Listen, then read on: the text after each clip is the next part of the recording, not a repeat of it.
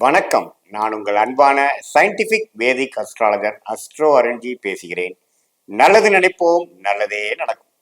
தொடர்ந்து நம்மளுடைய சேனல்ல வரக்கூடிய வீடியோஸ் எல்லாம் நீங்க பார்த்துட்டு இருப்பீங்க நம்புறேன். சயின்டிபிக் வேதிக் அஸ்ட்ராலஜி முறையில அறிவியல் சார்ந்த ஜோதிட கருத்துக்களை பார்த்து கொண்டிருக்கிறோம். எந்த விதத்திலும் மிகைப்படுத்தாமல், மூட நம்பிக்கைகளை போகாமல், உள்ளது உள்ளவாறு நம்மளுடைய போன ஜென்ம பாவ கர்மாவா இருந்தாலும் சரி, சுப கர்மாவா இருந்தாலும் சரி, எப்படி இந்த வாழ்க்கையில நல்ல ஒரு சம்பவங்களாகவும் சாதகமற்ற சம்பவங்களாகவும் நம் வாழ்க்கையில நம்ம கண் முன்னாடி எப்படி உருவம் எடுக்கிறது, நம்மளோட சிச்சுவேஷன், லைஃப் சிச்சுவேஷன் எப்படி அமைகிறது, அதுக்கு கர்மா எப்படி துணை போகிறது, அந்த கர்மா எப்படி செயல்பட போகிறதுங்கிறதுக்கு நம்மளுடைய இந்திய வேத ஜோதிடம் ஒளி தத்துவ பிரகாரம் எப்படி நம்ம பார்க்க போறோங்கிறது நம்ம துல்லியமாக நம்ம சேனல்ல வரக்கூடிய வீடியோஸ் பார்த்துட்டு இருக்கீங்க. அந்த அடிப்படையில இந்த வீடியோஸ்ல பாத்தீங்கன்னா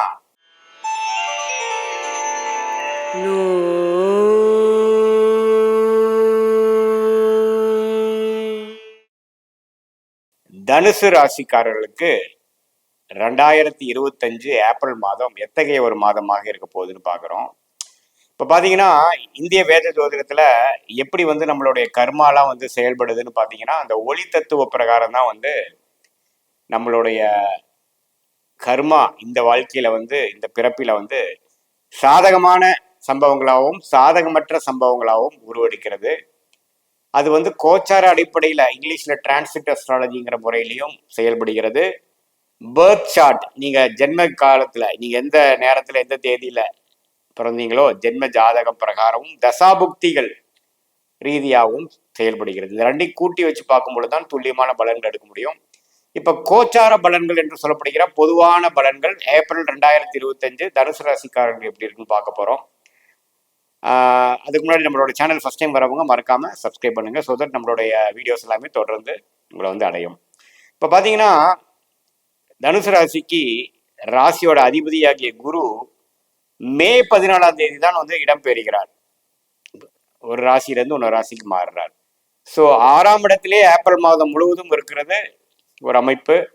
சனி பார்த்தீங்கன்னா ஏப்ரல் மாதம் பிறக்கிறப்பவே 3ல் இருக்கக்கூடிய சனி 4ஆம் இடத்துக்கு அர்சாத்திர சனியாக இடம்பெயர்ந்து 10ஆம் இடத்தையும் ராசியும் பார்க்கிறார்.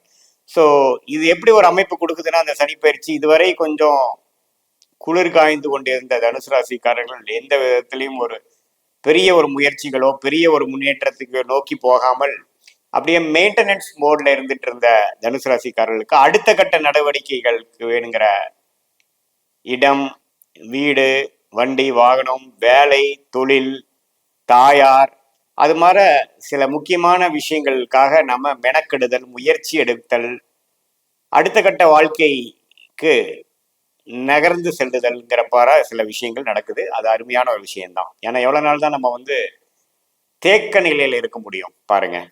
ஸோ அதனால இந்த சனி பயிற்சி ஒரு அருமையான விஷயம். அதே சமயத்துல ராகு கேதுவும் பார்த்தீங்கன்னா மே மாதம் தான் மாறுறாங்க. ஏப்ரல் மாதத்துல பார்த்தீங்கன்னா 4ல் ராகுவும் 10ல் கேதுவும் குரு பார்வை பெற்றிருக்கிறாங்க.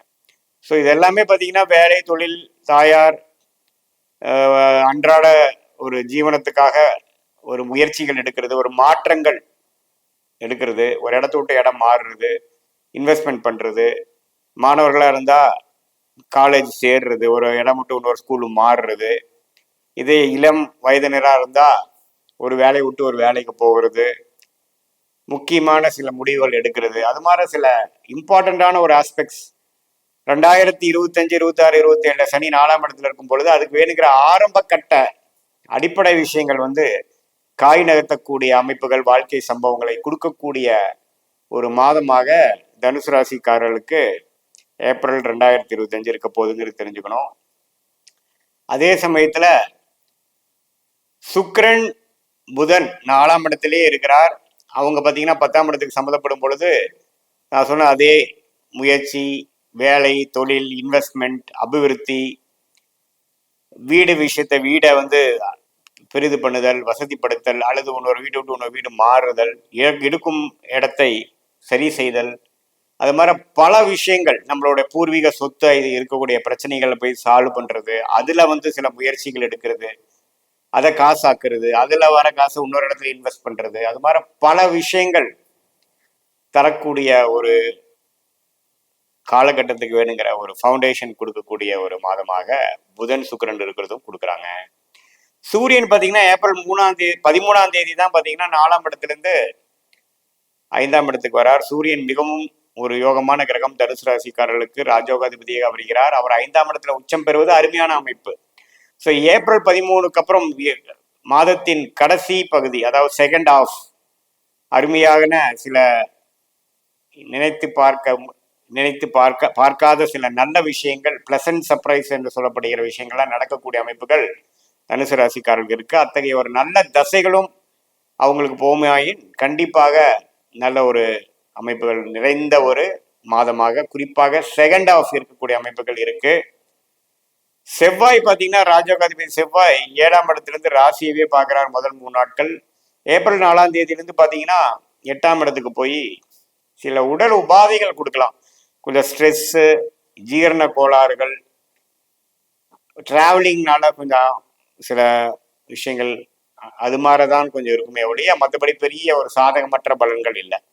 ஸோ பொதுவாக பார்க்கும் பொழுது தனுசு ராசிக்காரர்களுக்கு இந்த மாத கிரகங்கள் என்று சொல்லப்படுகிற சுக்கிரன், புதன், செவ்வாய், சூரியன், ஆண்டு கிரகம் என்று சொல்லப்படுகிற ராகு, கேது, குரு, சனி, எல்லா சஞ்சாரமும் ஓரளவுக்கு ஒரு மாற்றத்தை கொடுக்கக்கூடிய, அடுத்த கட்ட நடவடிக்கைக்கு வாழ்க்கையை நகர்த்தி செல்லக்கூடிய, வயது வித்தியாசம் இல்லாமல் யோகமான ஒரு அமைப்பு கொண்டு போகுதுங்க. ஆனால் வேலை பளு, ரெஸ்பான்சிபிலிட்டி, பொறுப்பு அதிகமாகும். கடந்த 2023-24 இருந்த மாதிரி தட்டி கழித்து போகிறது, பெரிய ஒரு முயற்சிகள் செய்ய முடியாத ஒரு அமைப்பு, கைகள் கட்டப்பட்ட ஒரு அமைப்பெல்லாம் இல்லாமல் கொஞ்சம் தீர்க்கமாக உழைக்கக்கூடிய அமைப்புகள் இருக்கு. ஏன்னா ராசியை சனி பார்க்குறார். ஸோ அது கொஞ்சம் எல்லா விஷயத்துலையுமே ஒரு டெவலப்மெண்ட் ஓரியன்டான தாட் ப்ராசஸ் கொடுத்து வாழ்க்கையில் அடுத்த கட்ட முன்னேற்றத்தை நோக்கி கண்டிப்பாக செல்லக்கூடிய அமைப்புக்கு இந்த ஏப்ரல் மாதம் ஒரு முன்னோடியாக, ஒரு அடிப்படையாக வரும் என்பது சொன்னால் அது மிகையாகாது. மற்றபடி பார்த்தீங்கன்னா இது ஒரு பொதுவான பலனை தவிர, உங்களுடைய ஜென்ம ஜாதகத்துல நீங்க எந்த லக்னத்துல பிறந்தீங்க, அந்த லக்னாதிபதி எப்படி இருக்கு, 9 கிரகமும் ஆட்சி, உச்சம், பகை, நீச்சம் அப்படிங்கிற மாதிரி தன்மையில ஸ்தானபலம், திக்பலம், திருக்பலம்லாம் எப்படி இருக்கு உங்க ஜாதகத்துல, எந்த நேரத்துல, எந்த தேதியில, எந்த ஊர்ல பிறக்கிற அமைப்புல உங்களுக்கு எப்படி ஜாதகம் வந்திருக்கு, இப்போ என்ன தசாபுக்திகள் போய் கொண்டிருக்கிறது, அந்த தசநாதனும் புக்திநாதனும் உங்க லக்னத்துக்கு யோகத்தை கொடுக்கக்கூடியவர்களா, இப்போ அந்த தசநாதனும் புக்திநாதனும் நாம் சொன்ன கோச்சாரத்துல எப்படி தனுசு ராசிக்கு போய் கொண்டிருக்கிறது, இதெல்லாம் மிக்ஸ் பண்ணி எல்லாம் சேர்த்து பார்க்கும் பொழுது ஒரு துல்லியமான பலன்கள், அதாவது நெக்ஸ்ட் வரக்கூடிய வாழ்க்கை, ஒரு ஷார்ட் டேர்ம், லாங் டேர்ம், எது மாதிரி முடிவுகள் எடுத்தா நல்லது, எப்போ நம்ம ஜெயிக்க போறோம், எப்போ ஒரு பிரேக் கிடைக்கும், எது மாதிரி டைரக்ஷன்ல நம்ம வாழ்க்கை போகுதுங்கிறது எல்லாமே துல்லியமாக நம்ம பார்க்க முடியும் இந்திய வேத ஜோதிட அடிப்படையில. அது சயின்டிபிக் வேலை நம்ம பார்க்கலாம். எந்த வித மூட நம்பிக்கையிலையும் போகாமல், மிகைப்படுத்தாமல், பரிகாரங்கள் அது மாதிரி விஷயம் சொல்லாமல், உள்ளது உள்ளவாறு எது நடக்குமோ அது தெரிந்து கொண்டு அதுக்கு தகுந்த முடிவுகளை எடுத்து வாழ்க்கையில வெற்றி பெற முடியுங்கிறது நீங்க தெரிஞ்சுக்கணும். மீண்டும் மற்றொரு காணொளி சந்திப்போம். நன்றி, வணக்கம்.